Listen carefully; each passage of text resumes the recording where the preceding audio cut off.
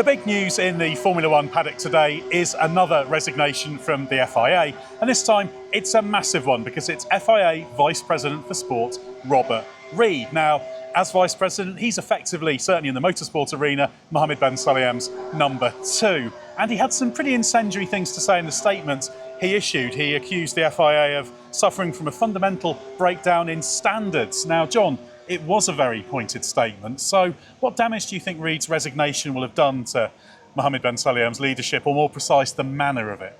I think it puts more questions about his leadership. I don't think this is a one standalone moment that changes the picture. This has been a long-running story of lots of kind of incidents that have been bubbling away, but it's definitely an important moment. This is Mohammed Ben Sulayem's first race weekend.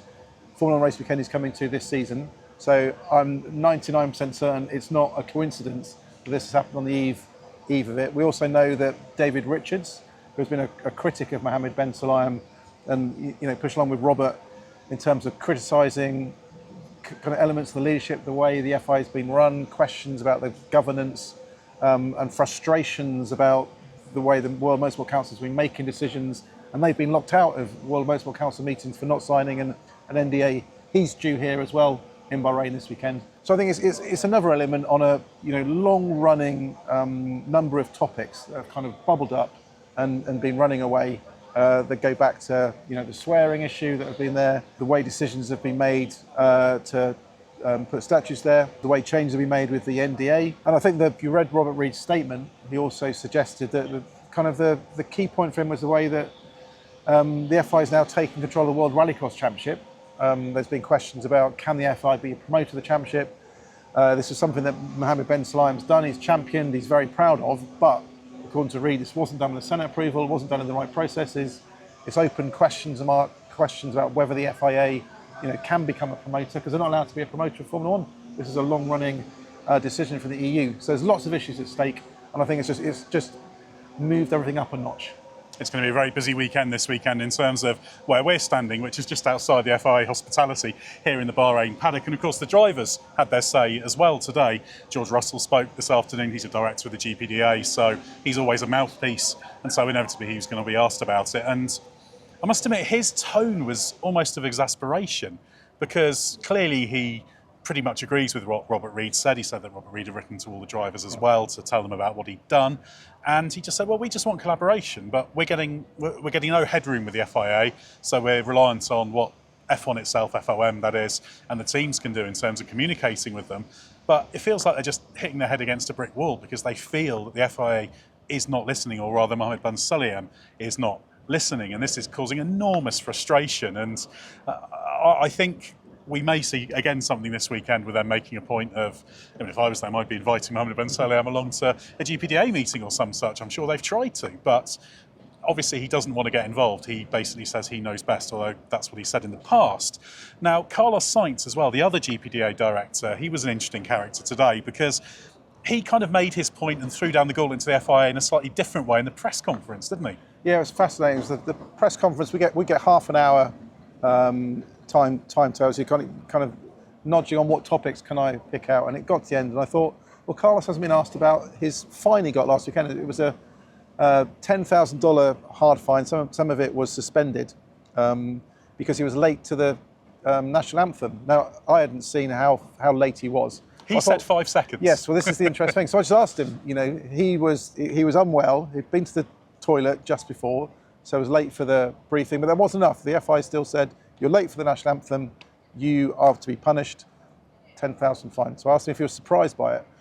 Normally, sometimes drivers can bat this away completely and be nothing, but it was quite interesting, because I asked Carlos a question and there was a pause. So he was obviously thinking, what shall I do? And he talked about it, explaining he was 5 seconds late. He's someone who believes in punctuality, but there were these circumstances. And then he said, am I allowed to say it or not? Definitely, you've got to say it. Then he said, the FIA are not looking. Yeah, then he said, I may get fined for this, but shit happens, basically, which was a joke about his toilet break. But obviously that's in breach of FIA guidelines. The drivers can't swear in press conferences. So it could have opened a can of worms. It could have opened more action. From what I understand, now the FIA obviously aware that he said it. I understand Carlos will be reminded of his responsibilities about what drivers should do and how they should and shouldn't behave. But we understand there won't be a stewards investigation. It won't go that far. It wasn't insulting anyone. It wasn't horrendous language. It didn't cross the boundaries. And I think even sometimes the FIA says they need to adopt common sense in situations like this.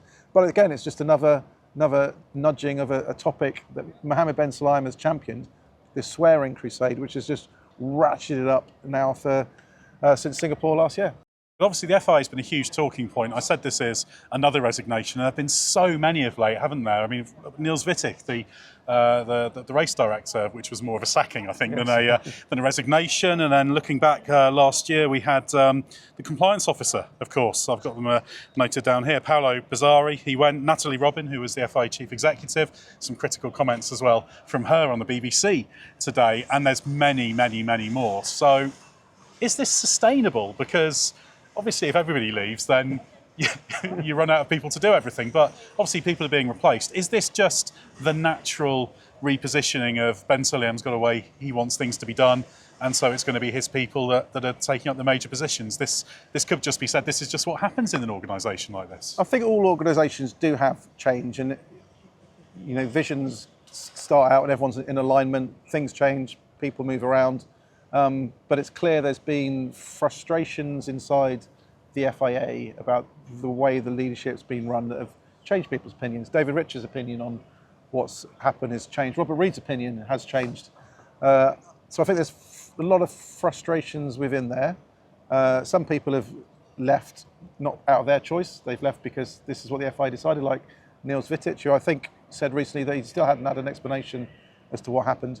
So I think there is an element of change in organisations, but I think it has stepped up quite a lot. And I think Reid's departure is significant because he was someone who's sure he was frustrated about what he was seeing, but he's someone who believes a lot in principles, believes a lot in the strong role the FIA should have, believes a lot in doing stuff for the grassroots of motorsport, believes a lot in empowering the smaller clubs and making the FIA a stronger body. So he could put up with the things he didn't like because he felt there was positive progress to be made. But I think things have got too much now. So I think his departure is quite significant. And it'll be interesting to see what Mohammed Ben Sulayem says when he gets here tomorrow.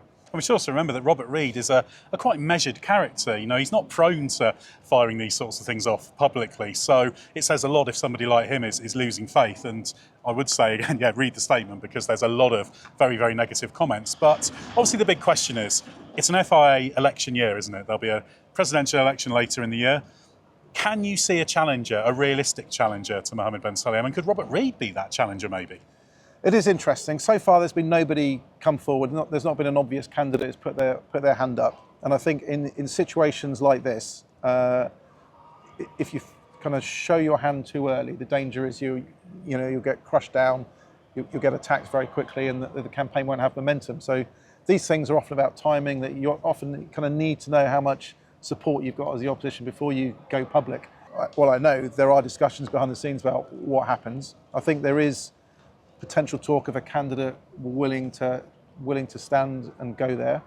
The question is the timing. The question is, do we actually get, first of all, a stalking horse that puts their hand up first, goes there just to kind of smoke out people's feelings, the club's feelings, just to work out what the support is, diverts attention, and then the real candidate comes forward. So I think there's a lot up in the air. I think it will be interesting. David Richards is coming here. He wrote another open letter to the Motorsport UK members yesterday saying he's willing to meet Ben Sulayem this weekend, just discuss the grievances and discuss what he thinks will happen.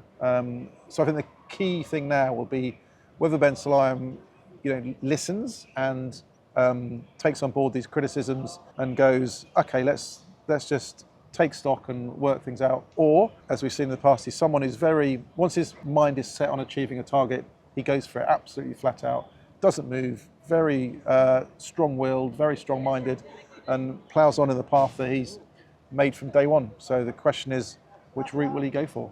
And we'll find out a little bit of that this weekend. I'm sure he's going to talk about it. We should note, David Richards, who people might think is an obvious candidate, he's above the age cut-off, which is 70, so it can't be him. It's going to have to be someone else. But I'm sure somebody will come out in the woodwork soon enough. But who it is, we're going to have to wait and see.